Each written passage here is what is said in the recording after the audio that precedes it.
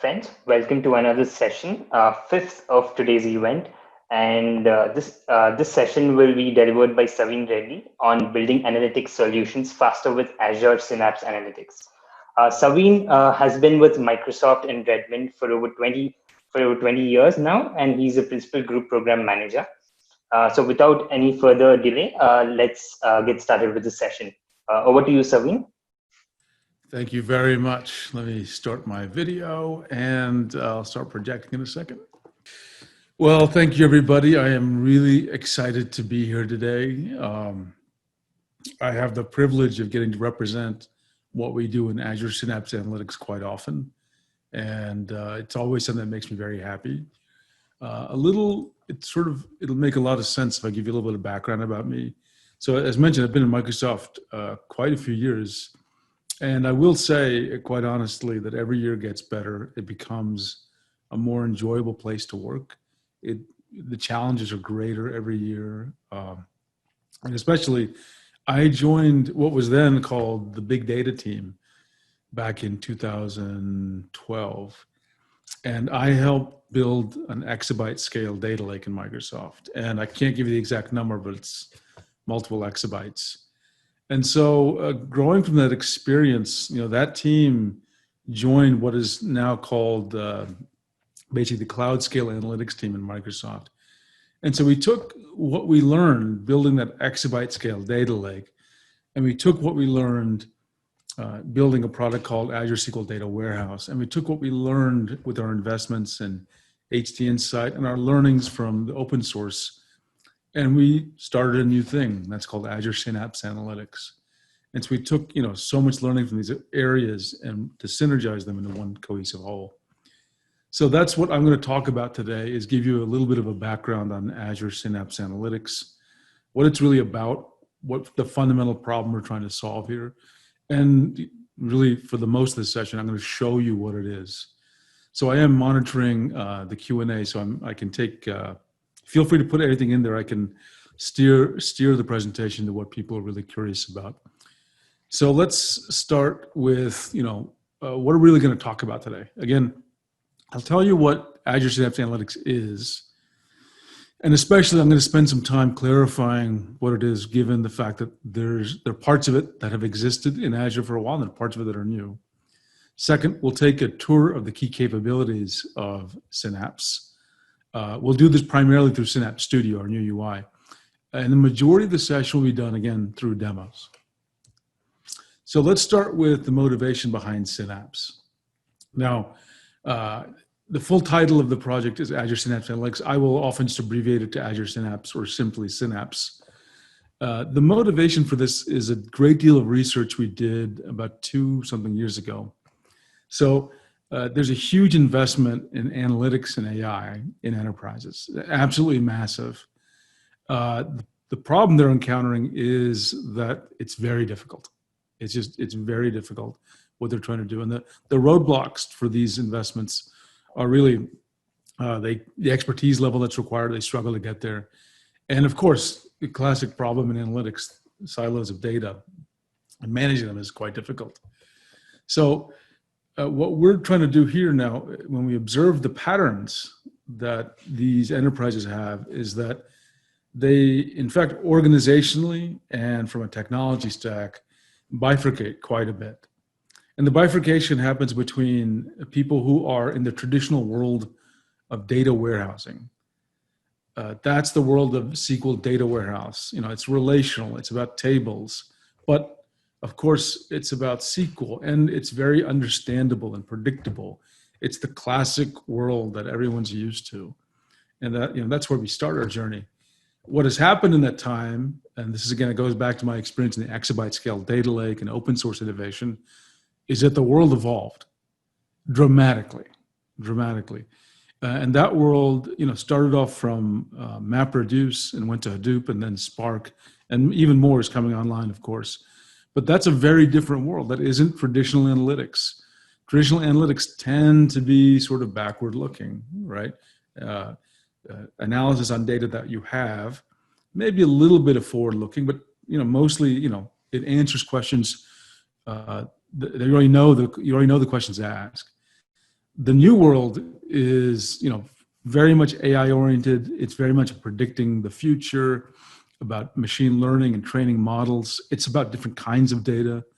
Not even just semi-structured. I'm talking about audio, video, images, etc. A big focus on doing things at super speed, and the scale is enormous. I mentioned already we're talking about, well beyond the petabytes. Even though we talked to some enterprise customers today, and they're into that phase of petabytes, and I strongly believe many of them are going to get to exabytes in not too distant future. So these are these two different worlds, and not only they're different technology stacks, there's different sets of people. Now, what are the challenges they experience? First is, of course, when you have these two stacks, it's just very difficult to secure the data. There are different security models between the two, right? And the different kinds of analytics engines have different ways they secure data. One might have column level security, one might have row level security, and the other might have file system based security. On top of that, you think about they don't have a good knowledge of what data is in there. So the discovery of data that's available, how can you reason about it if you don't know what's in there? And of course, managing this is super difficult because, of course, with multiple technology stacks and multiple data silos, there are multiple layers which you have to go through to provide a unified security system. And it's just not easy. I mean, it's all possible technically, but the challenge is you have to do it, and you have to do it in a very organized, systemic way. And that itself takes time, and that itself takes expertise. So I'll skip some of these slides because I think I want to hit the real sort of core thing about what Synapse is. But again, Synapse is about bridging these two worlds together. And the value of Synapse, is many things, but besides the technology stacks, which is, of course, traditional data warehousing, SQL, and open source analytics via Spark, the value of Synapse is it'll actually take those things and make it faster to build a solution, right? So time to solution is our big focus on unlimited scale, like limitless analytics, we call that. And so that's the value premise for Synapse. It is the place in Azure you can do analytics at any scale using any technology you want, no compromises, with one unified approach for everything. And I'll delve into what that unified approach is in some future slides. So let's start with the sort of the normal slide we pick up when we talk about Synapse, right? And this hits the points I just mentioned about limitless scale and time to insight and big data and data warehousing. But the thing that I also had to tie it back into reality, which is there was an existing product called Azure SQL Data Warehouse that has been out for some time.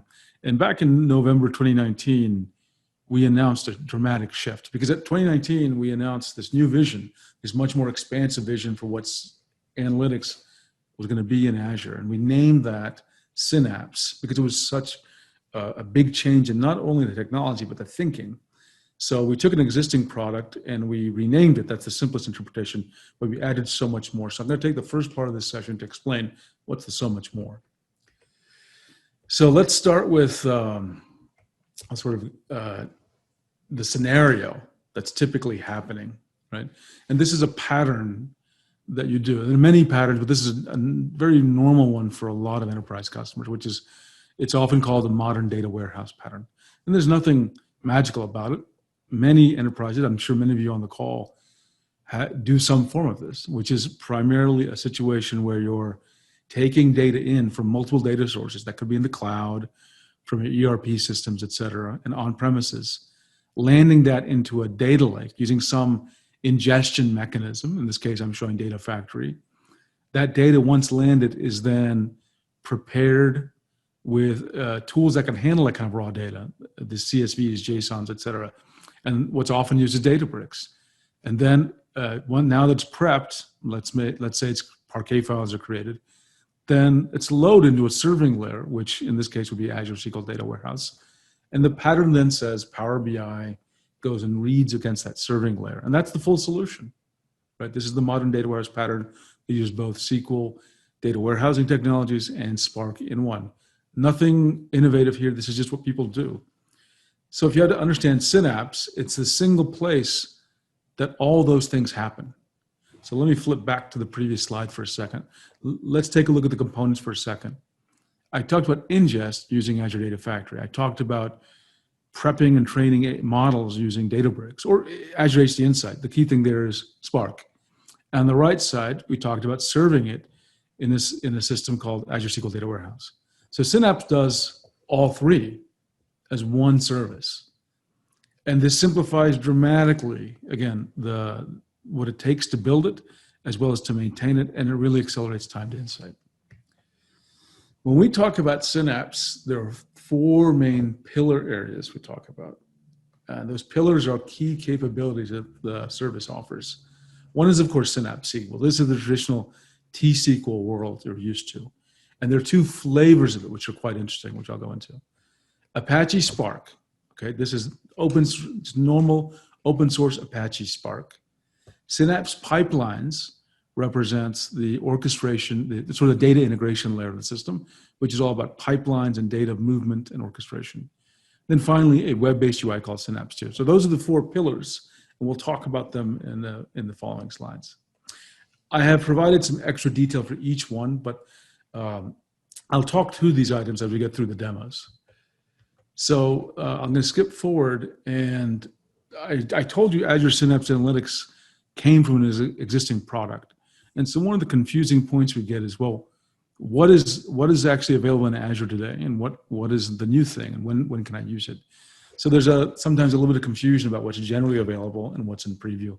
So I'm going to dispel some of the myths and the confusion there. So in really concrete terms, if you go into the Azure portal and if you search for the word Synapse, you're going to see two things come up. Now, one is this one that says Azure Synapse Analytics, formerly DW. And this represents the generally available Azure Synapse Analytics service. And that is really the renamed old SQL Data Warehouse. So all it does is SQL Analytics. The other item that you'll find, Azure Synapse Analytics Workspaces Preview. And we'll talk about what a workspace is in a minute. But largely, this is the new thing. This Workspaces Preview is the new world of doing analytics in Azure, right? It brings together, again, data warehousing and big data and data integration into a workspace, a place where you can do things. So we'll talk about the concept in a second by relating the two. I mentioned today the existing Azure Synapse Analytics that's generally available. When you go there, what do you create? You create something called a dedicated SQL pool. It's called SQL pool because it's a set of available resources, and it's using T-SQL. And it's called dedicated because that resource exists for as long as you choose to let it run and create. You can pause it or you can unpause it, and you're billed for as long as it's running. That's a very simple, sort of a cluster-based model of the world. Very understandable and very classic. And again, this is what you would have called a SQL data warehouse. In that pool, you get, roughly speaking, three kinds of things. You get data, the actual rows of data. You get a metadata system, that is the organization of data into tables and views and code, stored procedures, et cetera, right? And then you also get an amount of capacity to do, this is the pool part, an amount of capacity to do data warehousing. And those are in units expressed as DWOs, right? So that's a pool, a dedicated SQL pool. Now let's try to understand the future of Azure Synapse Analytics. This is, again, the Workspaces preview. So whereas before what you had was that the resource you were primarily working with was a dedicated SQL pool, in the new world, there's a much more expansive concept. And that the name for that expansive concept, which wraps everything together, is a Synapse Workspace, okay? And a workspace is, it's many things. You could think of it as it's a security boundary, it's a collaboration boundary, it's a place where you're going to store code to build your analytics solution. So when you want to build an analytics solution, you have to think an analytics solution. You have to think you have a set of data engineers and data scientists. Where are they going to work and put all the resources together to do their job? And that thing we call a workspace. It's a normal Azure ARM resource. Okay. So now what's inside it? Inside this workspace, you can have any number of dedicated SQL pools. You could have 0, you could have 10, you could have whatever. You don't have to even use dedicated SQL pools, but they are contained in the workspace. You delete the workspace, it controls the lifetime of these pools, and the pools will go away. Now, I mentioned earlier, but you may have missed it, I said there's two ways that we're going to offer SQL in Synapse. And dedicated SQL pools is the first way of consuming SQL in Synapse. And again, that has a very cluster-based model in which you allocate some form of capacity and you yourself manage the capacity. You can pause it, you can delete it, you can create more of it, but you pay for as long as that pool exists. But there's another consumption model that has proven quite popular and has some great advantages, especially when your workloads are very bursty, or they're unpredictable in that sense, or you're doing a lot of ad hoc work. And that is a consumption model that's much more ad hoc. It's something that the word serverless is what we use for. And so there's a single for every workspace, a single, and it always exists. You can either create it or delete it, a serverless SQL pool. And unlike the dedicated SQL pool, you pay nothing because it exists. It is a large distributed pool run by Microsoft. And how it works is every workspace has one. In other words, every workspace has a T-SQL endpoint for this serverless pool. And you submit a T-SQL query. It looks for all intents and purposes just like a dedicated SQL pool. You create a connection string and you send some T-SQL that way, and it will execute that T-SQL and give you back the results. The catch is, again, it's a serverless usage-based consumption model. So you're billed for how much data it processed, not necessarily exactly how much it read or time it, and certainly not how much time it took or how many nodes it used. It's for how much data it processed. And what we find that it's ideal, again, for bursty scenarios or scenarios where you're not sure what's going to happen, or you're trying to prototype something, or you simply want to live in a world where you don't have to manage the capacity. So we manage the capacity for you. You just pay for what you use per query. And that's a serverless SQL pool. And just as we have SQL pools, we also have Apache Spark pools. Now, even though the word isn't there, the way to interpret Apache Spark pools here is actually to put the word serverless Apache Spark pools here. In other words, there are multiple Apache Spark pools, and they're just metadata. They're just names for things and some default settings. When you use them, just like with SQL serverless, some amount of Spark capacity will be created and allocated for your session. And once you're done with your session, it'll time out and go away. You do not have to manage clusters, right? So the future of Apache Spark is the serverless model. We're going to find a way so that, we found a way so that you don't have to get into the hard work of trying to understand how your clusters scale, managing and deal with the cost. Serverless Apache Spark pools. So that's the compute layer that's in Synapse. If you want to do analytics, you have these choices. 2 consumption models for SQL and 1 consumption model for Spark. Now that we've put that there, what's interesting in the workspace is it provides several integration or platform layers. Now, I've listed just 4 of them, but really there's sort of many more. But the key ones that I want to land with you are these. First of all, we call it pipelines, Synapse pipelines, but its more formal concept here is a data integration layer. This, again, is the layer that is all about orchestrating things, about scheduling things, about data movement in and out of the system. For those of you who are familiar with Azure Data Factory, it's the exact same data integration engine in the system. So Azure Synapse Analytics and Azure Data Factory share the same data integration system, pipelines, activities, et cetera. So if you're an existing Azure Data Factory customer, you'll find Synapse to be just obvious in how to schedule activities or move data. Same exact code base is in there. The second thing is, it's not good enough to take Spark and SQL and put them into a workspace and say that you can just use them. The real challenge is engineers on both sides of the equation, Spark and SQL, have to be able to seamlessly interop on data. So what we built in that regards is a shared metadata system. Long and short, what it means is that tables created by one of these engines, whether it be a SQL or a Spark pool, can be immediately read without any additional effort by other engines. So a concrete example, which I'll demo, is every Spark table is queryable by SQL pools. And so there's no additional effort or set required. It's just data in one is available in the other one. That's simple. There's a common security model across all these. So for a great example is when you add a new user to our workspace, and you can of course have much more fine-grained control on this. You don't have to say this user, how do I configure this user to use SQL? How do I configure them to use Spark? When you add a user by default, they can do these things. Of course, and again, you can lock them down. You can make a user only use SQL or only Spark, but you don't have to configure in multiple places. It's just in one place. And then connected services, which is, in this diagram, I've really focused on what a workspace is internally.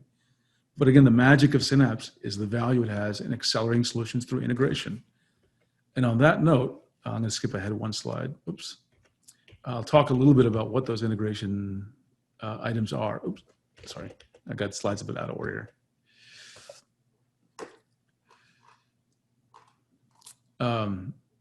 Okay, actually I'm missing, here we go.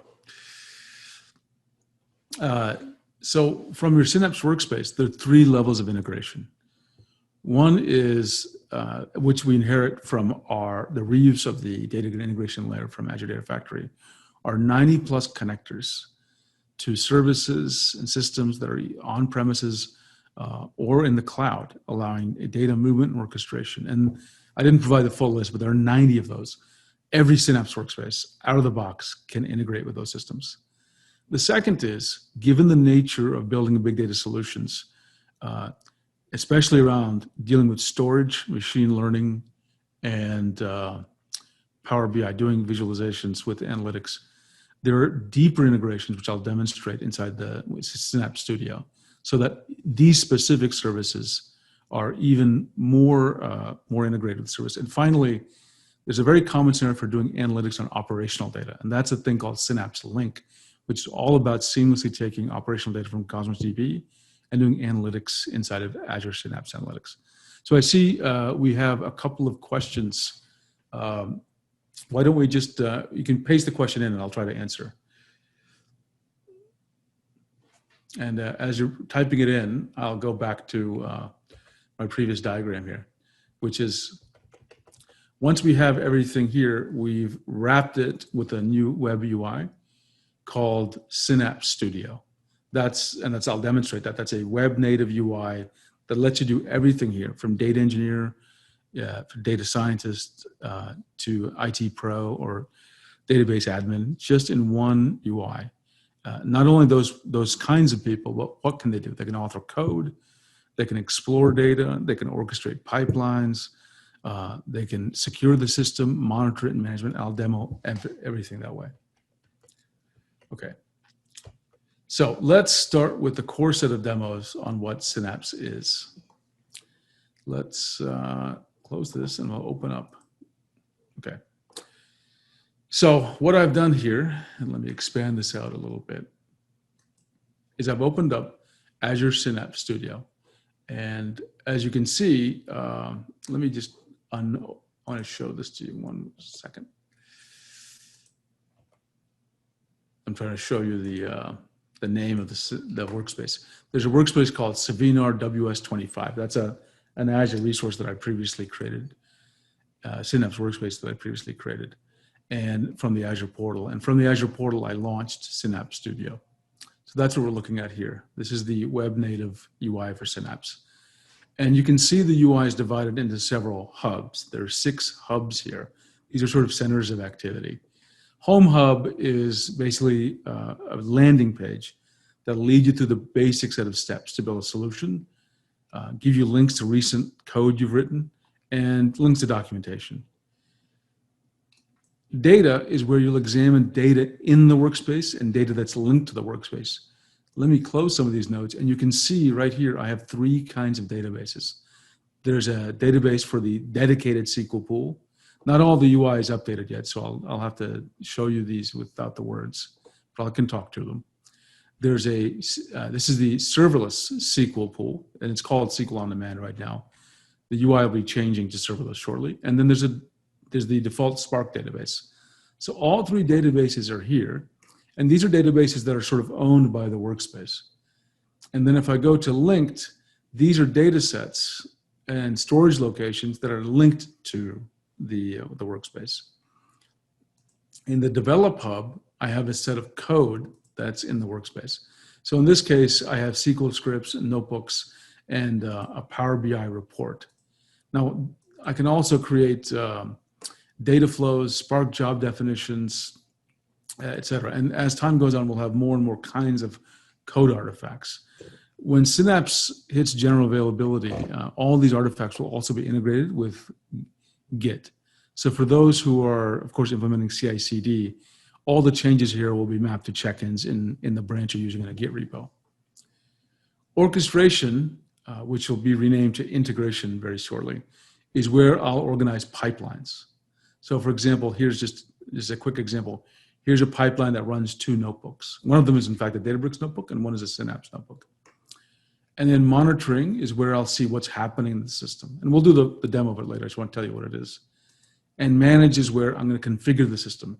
Security, users, creating pools, etc. So let's start with just a basic set of demos. And what I'll do is we'll start with probably the simplest thing we can do, which is just running a basic SQL query. So I'm going to go on data. Now, previously what I did was I linked a storage account here. And just to show you what I did, I'll go to manage and I clicked new. Sorry, not this one. I went to manage and I clicked on link services. Then I clicked new. And you can see I can pick from one of those 90 connectors. And there's a whole long list here. Specifically, I selected Data Lake Storage Gen 2. And then I clicked here and I typed in the name and I hit OK. And that linked it. Linking means then it's now listed here. Okay, it's in fact this one. And let's go there and just examine it. Now if I go to data, that's this service. And I'll go to data sets. And the very first thing you can do with Synapse is, before you start doing real analytics, you want to actually explore the data. And you don't want to have to provision pools or anything. And so let's go and look at this Parquet file. So we're going to browse the data in this container. And I'm going to right click and I'm going to select new SQL script. Now, by the way, just so you know, I have not prepared this workspace in any other way. This is fresh and nothing's been set up other than I loaded some data into these storage accounts. So you can see an immediate script has been created that says select top 100. And the syntax may be new for you. It says open row set and bulk. So, and notice the bulk actually has a Parquet file and an Azure Data Lake Storage Gen 2.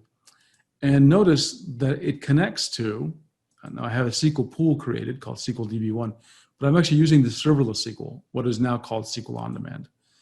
So there is no pool created. Let's see what happens when I run this query. Notice I didn't create an external table. I didn't create a data source. That's quite interesting. So what happened in those 3 seconds, and normally it takes a little bit longer the very first time. In those 3 seconds, the distributed T-SQL query service that Microsoft runs allocated some SQL capacity for me to do this query. And that took a few seconds and then the query just ran. Notice again, I mentioned, I didn't have to prepare anything. There was no external data source, no external tables. I did not use Polybase. It's just a select star from a file. And I didn't have to specify the schema. It just figures it out from the Parquet file, of course, because the schema is embedded in the Parquet file. Now, just as an example, I have seen the rows here. I can also just internally here visualize what data is in here. And this is good when you want some basic analysis of what's going on. Let's talk again about what this means here. So again, I had to do no configuration for security. And why is that? Because the authentication that's used when we connect to Azure Data Lake Storage Gen 2, and by default for other data sets in other storage locations, is Azure Active Directory authentication. So that means that I don't have to specify who I am or do SQL username password. It uses my AAD auth token and plumbs it all the way down to the storage. So you can use normal AAD and ACLs on the storage to secure your data. Okay. Now, this was, of course, a very obvious SQL example. Let's try another one, which is Spark. And I won't run it. Actually, I will run it, but let's go there and let me close this, close some of these things. There we go.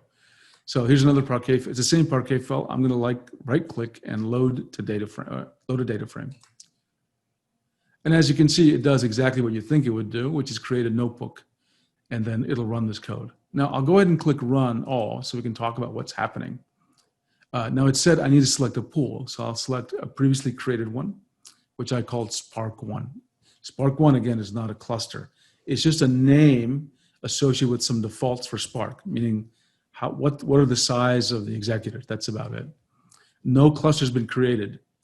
When I click Run, in the background, some Spark capacity is being allocated based on the defaults I specified for the pool.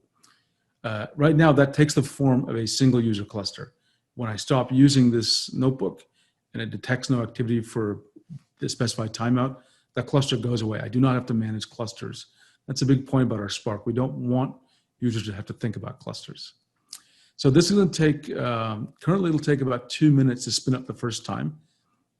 And then it'll run, and then of course it'll be, the resources are spun up, so it won't take long on every other run, of course. So again, we want to get away from the cluster-based model. Now, let's explore a little bit more about what we can do with SQL to show you how we can explore data and get sort of faster time to insight. So in this case, what I'm going to show you is, because everyone now is thinking about COVID, let's examine some COVID data. So we know people struggle with getting data into the system. So we've introduced, from the homepage, a thing called the Knowledge Center. The Knowledge Center does many things. And one of the things it does is we have some simple samples that'll just get you started immediately. And this query data from SQL is roughly speaking the same query I did against a Parquet file. So I'm not going to bother demonstrating it. It just creates a SQL script and you run it, and that's it. Let's pick a slightly different example, which is I want to get some sample data or code. Now, in this case, there are data sets, notebooks, and SQL scripts. And I'm interested in a data set called the European Center for Disease Prevention and Control, COVID-19 cases. So I think this is about 80,000 rows. And if I click here and hit continue, you can see a sample set of the rows and some explanation of what's in here. Now, I already added data set, so I won't do it now, but imagine I clicked it. What it did was it automatically created a node under the Data Hub under linked, and it's right here under Azure Blob Storage, sample data sets. And here it is, ECDC COVID-19 cases. Let's go ahead and do the same thing I did before, which is let's go ahead and just read the top 100 rows with SQL. So let's see what happens. Now, let me create some extra space here. Notice something is very slightly different here. This is not a Gen 2, Azure Data Lake Storage Gen 2 account, but a Blob Storage account. And I'll click Run. So in other words, this account, the storage account's not owned by me. And look how fast that happened. The query almost immediately ran. Right? This again demonstrates the power of having our distributed query service. With no setup, I was able to query this data. Admittedly, this is a top 100, but you get the idea. Let's do something a little more complex, right? Let me paste some code here. And there's a question. Can we use Python to read the data and run ML algorithms instead of using PySpark and SQL? I think the question here is, can you use Python without the context of Spark? And the answer is, currently our notebooks, they always invoke Spark when they run. However, it's in our roadmap to actually have a sort of pure Python notebook. So for those of you who are doing data science that just need to process some data from SQL and you don't need to really use Spark, that will also be supported. And you can use all the normal ML algorithms in that Spark session, or so that Python session, right? I hope that answered that question. Okay, and then I'll get the next question about dynamics a little bit later. So this was a Parquet file, and just to show you, we can also look at other kinds of data. And let me find the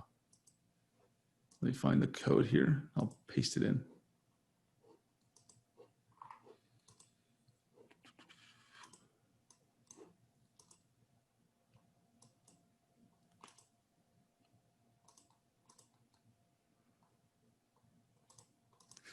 Oops, I'm having some trouble finding the code. I was going to show you basically the equivalent query with JSON. So what can happen with the JSON is you'll be able to directly query JSON just like you could Parquet, and then do all sorts of interesting analysis on it, again, without much setup, and the authentication is already taken care for you. And okay, so that's the SQL serverless demo. Let's move on then to some of the other demos, which are, I already showed you the Spark. Now we're going to show you a little bit about, let's go back to that notebook. And you see the notebook ran. Now initially, again, it took a few minutes to spin up the Spark resources. I'll click run again, and now, of course, it'll basically happen immediately since the resources are spun up. Here you can see it took about 2.5 seconds, right? And I'll run it again just to show you this is an action. And the Spark session is active. Once I haven't used it for a while, it'll go away, and the resources will no longer be available, and you're not being billed for the usage anymore. So that's some basic analysis of using SQL and Spark. Now, what about crossing the thresholds between SQL and Spark? How do we do that? Let's suppose, because remember I said we wanted shared metadata, okay? So there's a couple of interesting things that are gonna happen here. Let's go back to the workspace. And you notice I have a database here, and I have all these, I have some tables already constructed. I'm gonna pick a very small table, because it's not so interesting how much data is in it.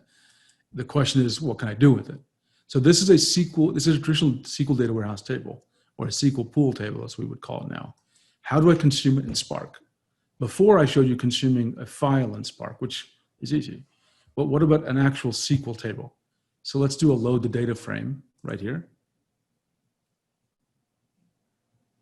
And I'm going to paste it in my other notebook just for convenience. So what this means is, and let me see if I can get some more spacing here to make it more obvious. Take a look at the code.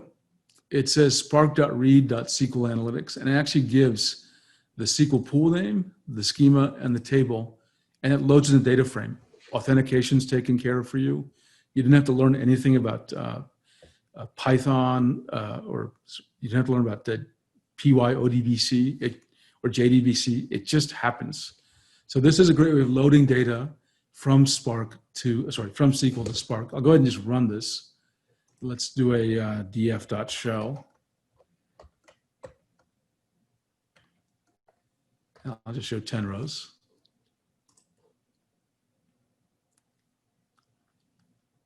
And you notice it's actually, it's taking the data from actually going to write as a table as well into Spark. And we'll take a look at that as soon as it's finished running. So while that's going, I'll talk about the inverse is also possible. Here I took a data frame and I said spark.read. The opposite direction is also possible. If I have a data frame, I can push it directly back into Spark or back into SQL. So you can do things like load data from SQL, use Spark to transform the data and push it back. Now, what about SQL on demand? It's actually even easier with SQL on demand because this was Spark in a SQL pool. Every Spark table, let's go back here and find one. Yeah, let's take this very small one called search log. It's only like 50 rows. Every Spark table is immediately queryable by SQL serverless.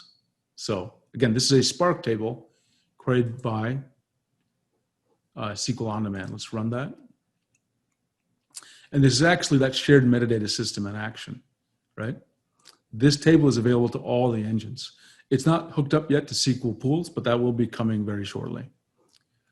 So again, any data in the system is queried by any other data in the system. That's one of the principles we have in designing Azure Synapse Analytics.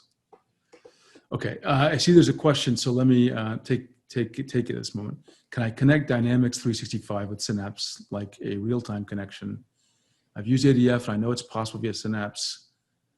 Looking for something like an export utility in Athena since it incurs no cost for syncing. Okay, and then I see there are two questions. I think I'm probably not the best one to answer the pricing question. And I think I need more details on what you're trying to accomplish with the real-time connection. So what I'd ask you is, can you send me an email at saveenr@microsoft.com, and I'll try to take care of that. I do want to address, we do have real-time streaming data inside Synapse. So for example, I have not set up the demo here. You can have data landing in Event Hub going through an Azure Stream Analytics job that inserts data into a SQL pool table. And it can insert up to 12 gigabytes per minute. And I just don't have that demo set up. But that, if you instant real-time analytics, not only can you load the data sort of record by record into a SQL pool table that fast, also you can aggregate the data as it's landing and create the data as rows in the aggregated information in a table. Okay, so let's go on with the next part of the demo, which is, I created these scripts and these notebooks. And let's try to find the other notebook I had. There it is, right?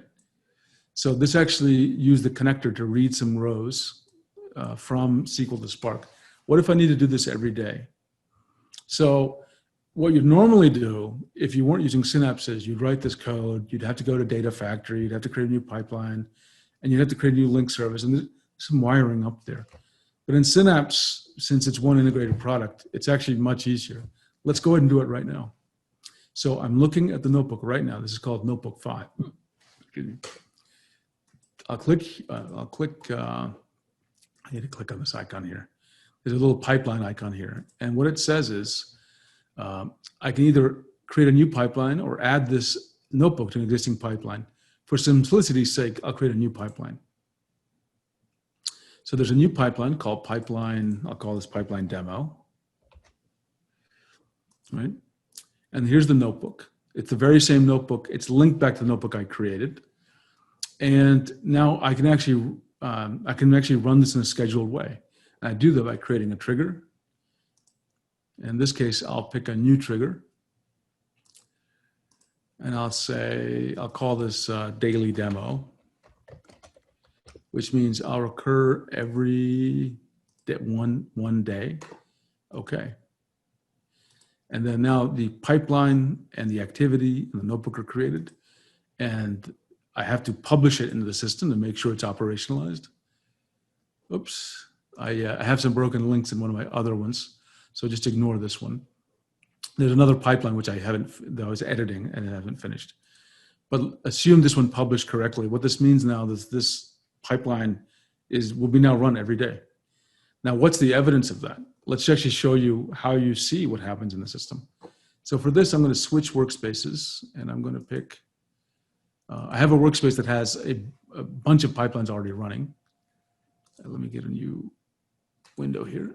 There we go. Saveen 17. So now you get to see the integrated monitoring the system. So that's this thing. So what you can monitor are pipelines, you can monitor Spark, and you can monitor SQL. So you can take a look here under pipeline runs, and you can see that a bunch of pipeline have been running.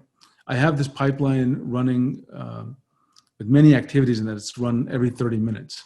And I've deliberately introduced some bad code, so you can see some failures, you can see successes, and you can see some things are in progress. So the pipeline's actually running right now. Let's go ahead and just take a look at what this looks like by adding a little more, taking a look as a Gantt chart. I'll get all the data available. So you can see in these pipelines, I'm actually seeing, oh, this pipeline is failing. It's been failing for the last day because I put some bad code in it. This pipeline seems to be doing great, but it's having sporadic failure. There might be a time-based issue in my code. So this is how you can monitor your overall data solution. Now, besides pipelines, you can monitor, of course, individual requests in SQL. So for example, once I switch to SQL requests and I pick a pool, pick this one, you can see here are all the SQL requests historically, and it'll save the last, I think, in this case, 24 hours, but it can be a much larger number. You'll see all the SQL code that's been run in the last time period and the actual SQL script itself. And what we're going to do is, instead of just having the code here, we're planning on showing the SQL execution graph. So actually, if you're really into performance analysis, take a look at what exactly happened with every query. And then finally, of course, you can see Apache Spark applications. So all these have been running.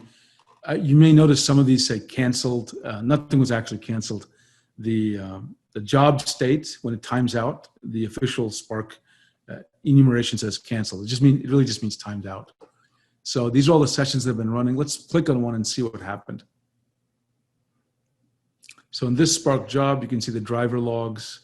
And what should render here shortly is the actual Spark job graph. So you can see the stages, et cetera, and you can navigate into it. And if needed, you can open up, it looks like it's having a little bit of bug today. If needed, you can open that up and look in the Spark history server. So that's the integrated monitoring that we have in the system. And then finally, we have integrated management. Now this is, of course, where we create the pools, both SQL pools and Apache Spark pools, add more linked services, and most importantly, you can assign users to different roles. So let's just take an example. I'll add one of my friends here as a SQL admin, and I'll say it's my friend Michael Reese. There we go. And so now what this means is Michael can use the workspace, but can only use SQL things inside of it. Okay, there's a question up there called, can you query and materialize in Synapse the Delta Lake format? So the answer is yes. The open source Delta Lake libraries are part of Spark and Synapse, and so you can use that. And what we're going to do with Delta Lake is, of course, you can generate and read the file with the Apache Spark that's being used in Synapse. But on top of it, what we're going to do is, if you remember here, if I opened up the databases and I saw I see this is a different workspace, but I'll go ahead and show it. I have this database with some tables, and I'm going to create a new SQL script. If this is a Delta Lake table, it will also be able to be queried by serverless SQL and then by dedicated SQL. So yeah, Delta Lake will be fully supported. It's partially supported now just for Spark, and soon it'll be with serverless SQL. Now let's explore a little bit more, because I did just the basics. We also have the ability for us to do Power BI integration. So in this workspace, I've previously integrated a data set, meaning a table, and I built a Power BI report by associating this workspace with the Power BI workspace. The report is called Passenger Analysis. And so for someone who's doing data engineering work, oops, I deleted the table, that's why it's happening this. But this was a fully functioning Power BI report. And the scenario here is you have some data you've already prepped and you're serving it. And as the data engineer, you want to just connect the dots to make sure the Power BI report is working. So you can actually directly edit the Power BI report here inside the UI. This is embedding the actual Power BI web UI. Now today, this is limited to editing the report. Creating the model has to happen in Power BI Desktop. We are working with the Power BI team to bring an even model creation into the Synapse Studio UI. And one more point, we're not trying to replace Power BI. We're just trying to make it easy for the data engineer to verify the full end-to-end from ingest all the way to visualize is working with Power BI. This is just a convenience for those engineers. So now that I've shown you the full demo of sort of what happened to the system, there's a couple of interesting things that are new to the system it's worthy of just talking about. So let me open up a workspace. Give me 1 second, because it's a new one.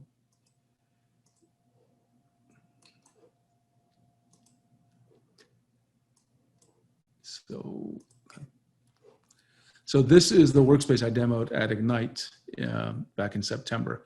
And there's a couple of interesting things we added that I think you should see.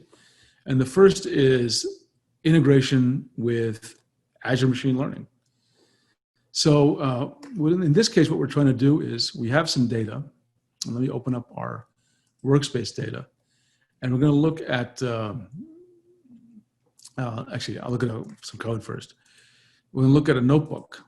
And this one is called this one. Now, what this thing does is I'm not going to read through the code because there's a lot of code, but it's trying to create a forecasting model using, it's going to train the model in Synapse. And all of this code does that. Now, the key thing, and there's so much code, I'm going to ignore most of it, but we'll focus on the code that creates the model. And as it trains it, you save in this Onyx format. So what we've done is we've actually introduced a new library called Hummingbird. Hummingbird allows you to take these traditional models like regression, et cetera, and transform to a DNN model, which is much faster for scoring, like crazy fast, at least 5 times fast if you're using CPUs, and I think like 1,000 times faster using GPUs. So that's a new thing we've introduced inside Synapse, this Hummingbird model. Now I've created the model, and as you can see, I have previously linked an Azure ML workspace, and this code, if I ran it, will just show you the workspace. The key thing, though, is using this method, mlflow.register model, that regression model now as a DNN is being registered in an Azure machine learning workspace. So someone who wants to reuse that model for scoring can very easily do so. So let's try to do that. Let me close this, and I'm going to open up the next part of the demo, which is we're going to open up one of the pools. And so in this pool, I have a table called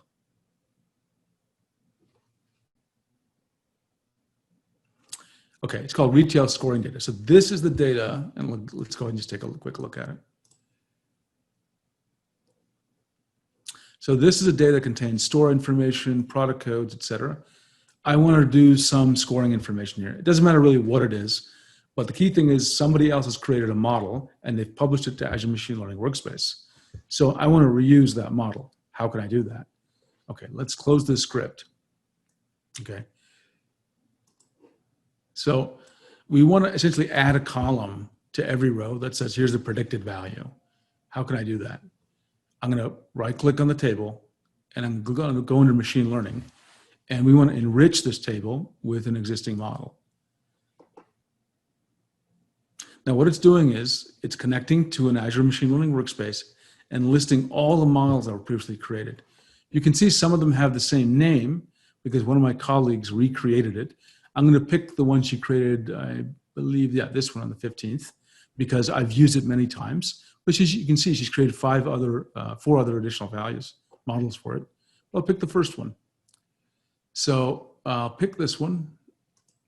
Now what's going to happen is that model is in the Onyx format in the machine learning workspace, and it's automatically getting all the features here. I didn't have to do anything. And then the key thing is that the predicted value will be in a column called quantity. And I could change the name, but I'm going to leave it alone for this demo. I'll click continue. And then what it's asking me is, just as a helper, it's going to create a stored procedure to help me get that scored value. So I'm going to call this SP Saveen or DPS demo. How about that? And then it's going to ask me for a table to store the model in. So let's go, and I call this DBO just to be safe. Let's pick, create existing table, and I'll pick AML models. So this table is going to store the model as a binary, a var binary. So what's happening now is the data is being downloaded from Azure ML in this Onyx format. It's being stored in an Azure Data Lake Gen 2 account. That is then being loaded into my SQL pool, into this table, AML models as a var binary, and it's converting it. Let's just give it a second because it's a big model.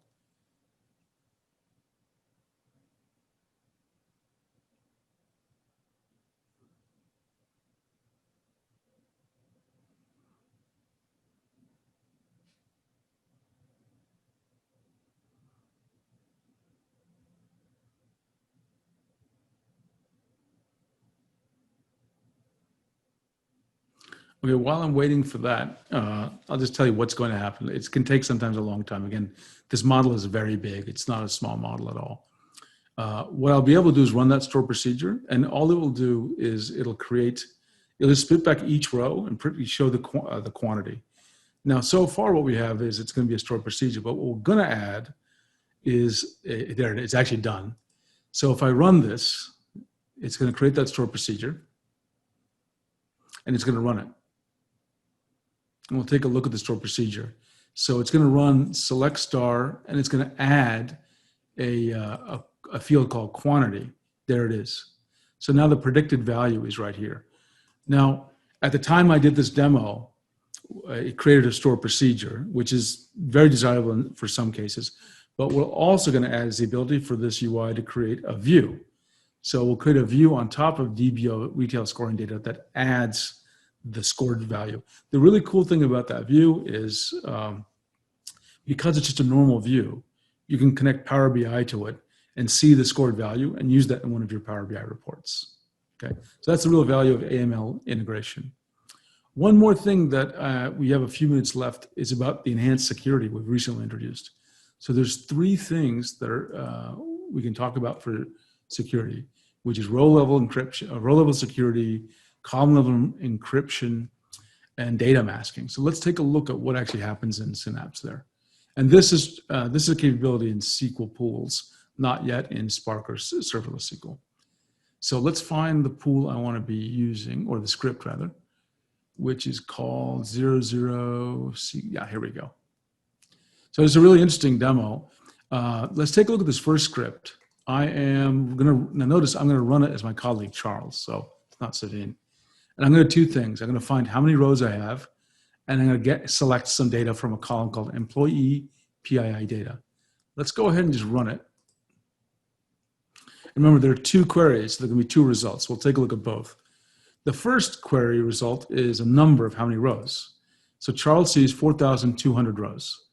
And if I look at the second query, he sees first names, last names. Notice he cannot fully see the phone number. The first 6 digits there's data masking involved.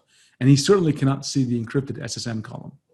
Let's try running the same exact query as another colleague called Priyanka. And remember how many rows Charles saw and what columns he saw. So let's run again. Now it's a different user it's being run as, not me. So let's see what Priyanka sees. Now, unlike Charles, she sees less records. She sees 2,800. This is due to the row level security. Now, what about data masking? That's obvious in the results of query 2. She sees the full phone number and she sees the full email, but she also, like Charles, does not see the encrypted value for the social security number. Let's see how someone can get there. Now that's encrypted and you need a key to decrypt it. So this sample SQL here just shows how that works. I'll go ahead and just run it. You can see we're using that cert. And then let's just let this run, and it's not showing me the results. So let me just try it again. It looks like I'm having a little bit of problem with this query. Okay, I'm not sure why. But what is supposed to happen here is, I'll go ahead and just run this one so it's more obvious what's going on.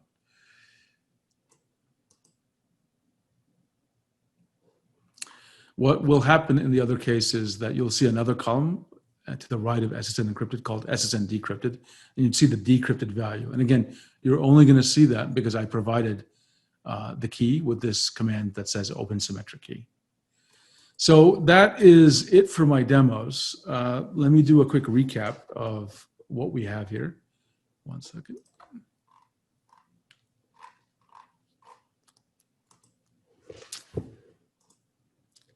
So what I want to leave you with is, I try to show you what Azure Synapse Analytics really means. And again, the big thing is we're trying to bring together data warehousing and big data into one cohesive whole. And the way we do it, the primary focus of it is not just performance or these kind of very deep technical things, though there's certainly a lot of investment there. The key thing that's going to make Synapse a better place to be doing analytics is that it accelerates getting your solution done. And we do that through a really careful integration through not only the common platforms for security, metadata, data integration, but also integration with other Azure services like Power BI, like Azure ML, like Azure Data Lake Storage Gen 2, right? And to leave you with what I would say is, please try it now. I think I have some links here. I'll show you. Yeah, there are these 4 links.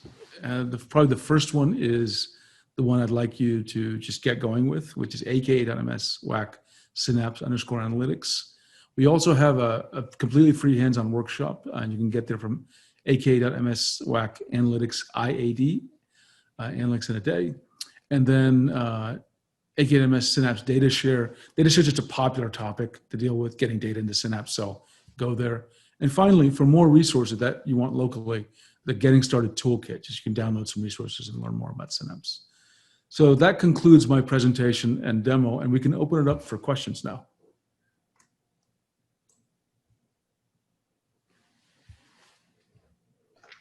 Perfect. Thank you so much, Saveen. Thank you. It was a good opportunity.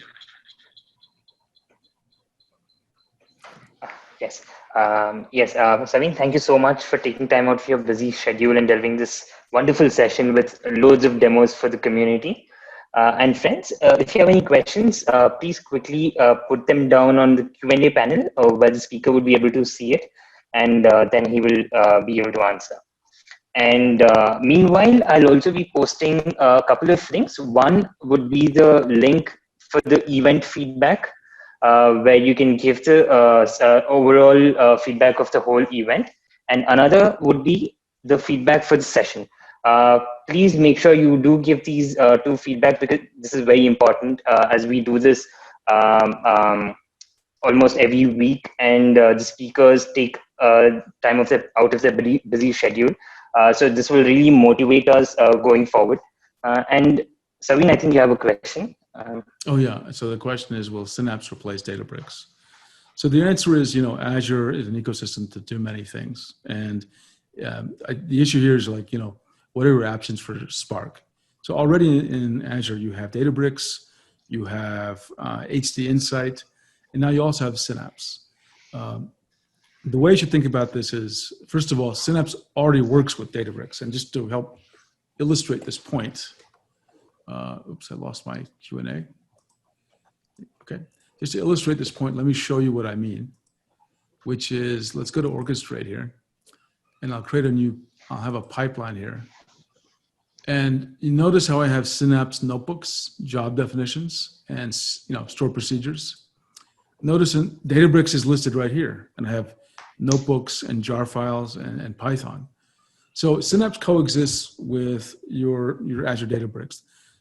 What we get, the feedback we got from people is, if it's more convenient to move your workloads to be closer to Synapse, do that if it's easier for you, because it accelerates the simplicity of building a solution.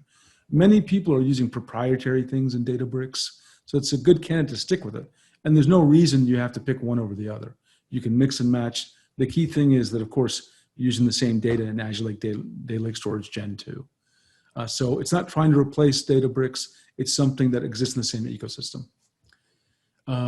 Next question is, you mentioned that you cannot query SQL pool table from SQL serverless, but it will be there in GA. So this is, there are two directions here, so I'll clarify. So SQL pools by GA can query data in a SQL serverless table. That is coming. How that will work is any table that's in the SQL serverless will be exposed as an external table in a SQL pool. Now, by GA, what won't be working is a SQL serverless pool, the other direction, querying a SQL pool table. And the reason for that is, it's kind of a longer answer, but long and short, when you think about the world of SQL pools and think about the world of serverless, our long-term vision is to merge those two infrastructures together. And part of the end result of that is you're separating storage from, you're separating the metadata and the data from the compute layer, the analytics layer. So they're going to merge at one time, and when that's closer to being true, then you'll start to get the thing you're talking about, which is that a SQL, a serverless SQL pool can query the SQL pool databases. So it's on the roadmap. It's not being delivered by GA though. Another question we have is, when will the workspace part of Synapse be generally available? So I can't give you the exact date. I can't tell you, quite honestly, you won't have to wait too much longer. We're very close. Just be a little more patient, and it'll be there. Will you be sharing, another question is, will you be sharing the slide and the scripts with the audience? Absolutely, I'll be sharing the slides. I will share the scripts as well. I just need to find out where we're supposed to put them. I think we already have a place on GitHub. And as soon as I find out where that is, we'll put the scripts there as well. Yes, so the resources will be emailed to all the registered members by Monday. And I think, Saveen, you would have received a mail with a OneDrive link where you can upload your resources. Yes, yes. Okay, so I'll upload it there and then everyone can see. Yes, that's perfect. Right. And yes, I think. And we, like I said, our team has a separate GitHub repo for demos. So we'll put all the resources there so you can replicate the demos yourselves. Okay. Yeah. So I think we're done with the questions as well. So friends, like I mentioned before, I've put down the feedback links on the chat window. Please use them to give your feedback for us. Once again, Saveen, thank you so much for taking time out of your busy schedule. It was my pleasure. Thank you so much.